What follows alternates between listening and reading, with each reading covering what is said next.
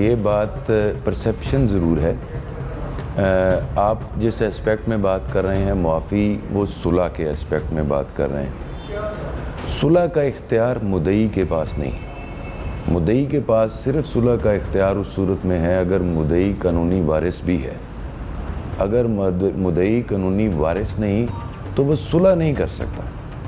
اب مدعی کیا کر سکتا ہے؟ زیادہ سے زیادہ ایسے معاملات میں اگر کمپرومائز کرتے ہیں یا جو آپ کی اپریہنشن ہے کہ وہ ملزم فریق کے ساتھ کسی قسم کی کوئی بھی انڈرسٹینڈنگ کرنے کے بعد، تو وہ اپنی سٹیٹمنٹ سے ریٹریکٹ کر سکتا ہے، اپنے بیان سے منحرف ہو سکتا ہے اور اس سے کے نتیجے میں وہ کسی کو بینیفٹ دے سکتا ہے.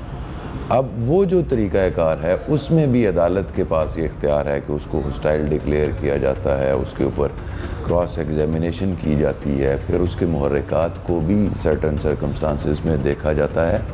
اور اس کے بعد ہمارے قانون کے اندر یہ چیز بھی موجود ہے کہ اگر کوئی شخص خلاف واقعات کسی قسم کی کوئی شہادت دیتا ہے تو اس کے خلاف کارروائی بھی کی جا سکتی ہے. دیکھیں، قانون تو سیف گارڈز پرووائڈ کر سکتا ہے اور وہ قانون کے اندر وہ سیف گارڈز ضرور موجود ہیں، لیکن ان سیف گارڈز کے اوپر ہم کس حد تک عمل کر پاتے ہیں، یہ ایک سوالیہ نشان ہے کہ آیا ہم ان کے اوپر عمل کرنا چاہتے ہیں یا نہیں کرنا چاہتے. اس کی بہت ساری ریزنز ہیں. ہم ایک اسپیکٹ کو دیکھیں تو بعض اوقات ہمیں ایسا محسوس ہوتا ہے کہ جیسے کسی کے ساتھ ناانصافی کر دی گئی، لیکن اگر ہم کوئی دوسرا اسپیکٹ دیکھتے ہیں تو ہمیں لگتا ہے کہ شاید یہی مناسب انصاف تھا.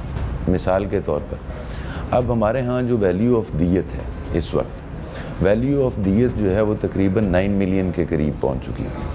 آج کے اس دور میں اگر کسی کے ساتھ کمپاؤنڈنگ کی جائے گی تو وہ 9 ملین سے کم جو ہے وہ بدلے صلح نہیں ہو سکتی.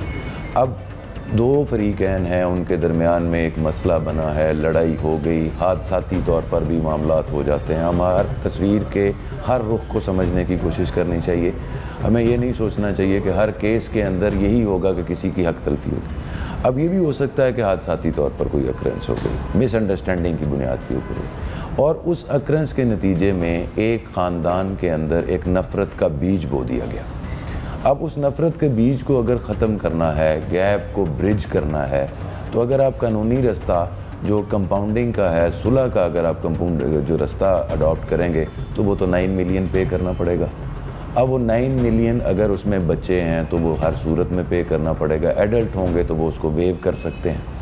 تو ایسے حالات میں وہ کبھی بھی وہ جو معاملہ ہے صلح والا وہ پایہ تکمیل تک نہیں پہنچ سکتا.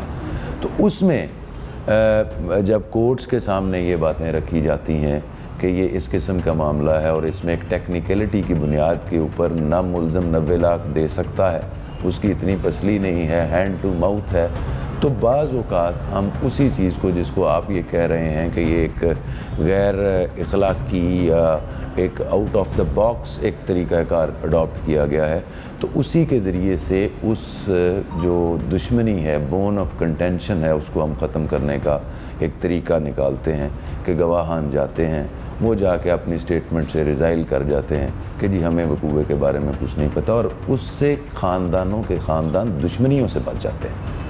سو یہ دونوں چیزیں موجود ہوتی ہیں. اب اس کا استعمال کس پرٹیکولر کیس میں کس طریقے سے کیا جا رہا ہے، یہ اس کیس میں جو مخصوص حالات ہوں گے ان کے مطابق دیکھا جائے گا. لیکن بہرحال میں کہتا ہوں کہ میں نے جیسے پہلے عرض کیا کہ عدالت نے ہر چیز کے اوپر سیف گارڈ ضرور رکھے ہیں، تو وہ ان سیف گارڈز کو استعمال کرنا کب چاہے گی وہ اس کیس کے معروضی حالات